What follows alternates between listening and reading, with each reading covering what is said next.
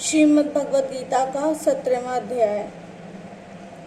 अर्जुन ने पूछा, हे श्री कृष्ण, जो शास्त्र विधि को छोड़ श्रद्धा के साथ पूजन करते हैं, उनकी निष्ठा किस प्रकार की है? सात्विक है अथवा राजसी है अथवा तामसी है? श्री कृष्ण बोले, प्राणियों के स्वभाव से ही सात्विकी, राजसी और तामसी यह 3 प्रकार की श्रद्धा है। उसे सुनो। हे अर्जुन, सबकी श्रद्धा अपनी प्रकृति के अनुसार होती है। पुरुष श्रद्धामय है, जिसकी जैसी श्रद्धा होती है वह वैसा ही होता है। सात्विकी पुरुष देवताओं को पूजते हैं, रजोगुणी यक्ष राक्षसों को पूजते हैं और तामसी जन भूतों प्रेतों को पूजते हैं। जो लोग कपट, अहंकार, काम, विषयानुराग और आग्रह युक्त शास्त्र में ना कहा हुआ उग्र तप करते हैं, मूर्खता से न केवल अपने शरीरस्थ आत्मा बल्कि मुझे भी कष्ट देते हैं, उन्हें निश्चय पूर्वक आसुरी प्रवृत्ति का जानिए। प्रत्येक को 3 प्रकार के आहार प्रिय हैं। उसी तरह यज्ञ, तप और दान भी 3 प्रकार के हैं, जिनके भेद सुनिए। आयु, सत्व, बल, आरोग्य, सुख और प्रीति को बढ़ाने वाले, रस घृत युक्त, पोषक और आनंददायक आहार सात्विक आहार सात्विकों को प्रिय हैं। कड़वे, खट्टे, नमकीन, गर्म, तीखे, रूखे, चरपरे तथा दुख, शोक और रोगजनक भोजन राजसी आहार राजस प्रवृत्ति के लोगों को प्रिय है। और पहले से रखा हुआ अनिरस, दुर्गंध युक्त, बासी, उच्छिष्ट, अपवित्र भोजन तामसी आहार तामसी लोगों को अच्छा लगता है। यज्ञ करना ही है ऐसा मन को दृढ़ करके फल की इच्छा बिना विधि पूर्वक जो यज्ञ किया जाता है वह सात्विकी है। हे भारत श्रेष्ठ, फल की कामना से और लोक दिखावे के लिए जो यज्ञ किया जाता है उसे राजस जानो। शास्त्र की विधि से हीन, अन्न दान रहित, मंत्रहीन और बिना श्रद्धा से किया हुआ यज्ञ तामस कहता है।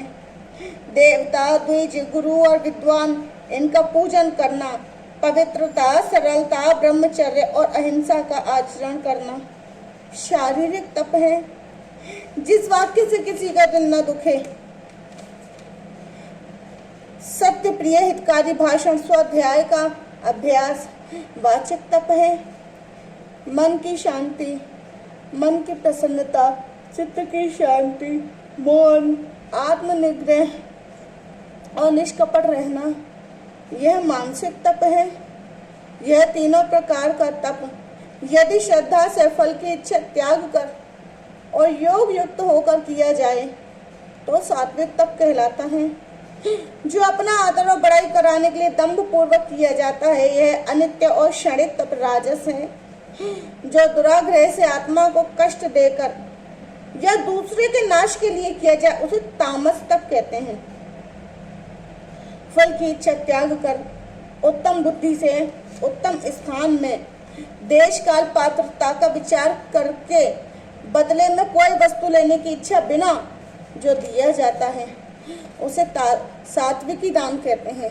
जो दान प्रत्युपकार अथवा किसी फल की इच्छा से कलेश पूर्वक दिया जाता है उसे राजस दान कहते हैं। अयोग्य स्थान पर अयोग्य समय में अयोग्य पुरुष को असत्कार और निरादर के साथ जो दिया जाता है उसे तामस दान कहते हैं। ओम तत्सत, ये 3 ब्रह्म के नाम हैं। इन्हीं से आदि काल में ब्राह्मण, यज्ञ और वेद बने हैं। इसी से ज्ञानी पुरुष यज्ञ, दान और तप आदि शास्त्रोक्त क्रियाएं ओंकार उच्चारण के साथ करते हैं। मुमुक्षु जन फल की इच्छा न करके सत शब्द को उच्चारण कर यज्ञ, तप और दान करते हैं। हे अर्जुन, सत शब्द का उच्चारण सद्भाव और साधु भाव में किया जाता है तथा मंगलादि वैवाहिक कर्म में भी सद शब्द का उच्चारण करते हैं। यज्ञ, तप, दान में जो निष्ठा है और ईश्वर प्राप्ति अर्थ जो कर्म है यह भी सत कहते हैं।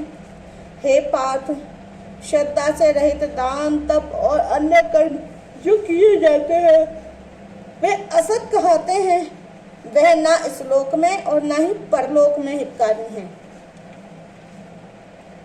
महात्म्य श्री भगवान बोले, मंडलिक नामक देश में दुशासन नाम का राजा था। एक राजा किसी और देश का था, जिन्होंने आपस में शर्त बांधी, हाथी लड़ाए और जिसका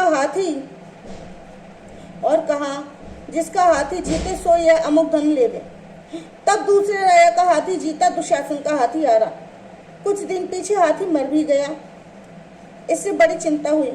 एक तो धन गया, दूसरा हाथी मरा, तीसरा लोगों में हंसी हुई। इससे बड़ी निंदा हुई। इसी चिंता से राजा भी मर गया। यमदूत पकड़कर राजा को धर्मराज के पास ले गए। धर्मराज ने हुक्म दिया, ये हाथी के मोह से मरा है, इसको हाथी की योनि दो। हे लक्ष्मी, राजा दुशासन संगलदूत में जाकर हाथी हुआ और वहां उस राजा के बहुत से हाथी थे, तिनमें आया। उसे पिछले जन्म की खबर थी। मन में वह बारंबार पछताए कि मैं पिछले जन्म में राजा था, अब हाथी हुआ हूँ। बहुत रुदन करें, खावे पीवे कुछ नहीं। इतने में एक साधु आया, जिसने राजा को एक श्लोक सुनाया। राजा बहुत प्रसन्न हुआ। वो बोला, हे संत जी, कुछ मांगो। उसने कहा, हे राजा, मेरे पास सब कुछ है, बस एक हाथी नहीं है। राजा ने सुनकर वही हाथी दान में दे दिया। ब्राह्मण उसे अपने घर ले आया, दाना रावत दिया। वह खावे पीवे कुछ नहीं, बस खड़ा रुदन किया करे, मन में सोचा करे कि कोई ऐसा हो जो मुझे इस योनि से छुड़ाए। उस साधु ने कहा, महावत को बुलाया और पूछा कि इस हाथी को क्या दुख है। खाता पीता कुछ नहीं। महावत ने देखकर कहा, इसको कुछ रोग नहीं है। तब साधु ने राजा से आकर कहा, हाथी खाता पीता कुछ नहीं, खड़ा रुदन करता है। ये सुनकर राजा आप देखने को आया। राजा ने बड़े बड़े वैद्य बुलाए और महावत भी बुलाए, सबको हाथी दिखलाया। उन्होंने देखकर कहा, राजा जी, इसको कोई मानसिक दुख है, देह का कोई दुख नहीं। तब राजा ने कहा, हाथी तू ही बोल, तुझे क्या दुख है। परमेश्वर की शक्ति से मनुष्य की भाषा में वह बात करने लगा। हाथी ने कहा, राजा तू बड़ा ही धर्मज्ञ है, यह ब्राह्मण भी बड़ा ही बुद्धिमान है।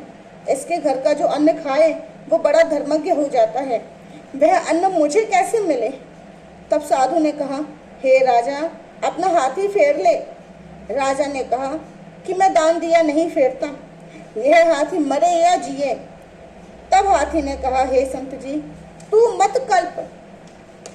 तेरे घर में अगर कोई गीता की पोथी है तो मुझे 17वें अध्याय का पाठ सुना। तब उस साधु ने ऐसा ही किया। हे लक्ष्मी, 17वां अध्याय सुनते ही तत्काल हाथी की देह छूटी, देव दही पाकर बैकुंठ को गया।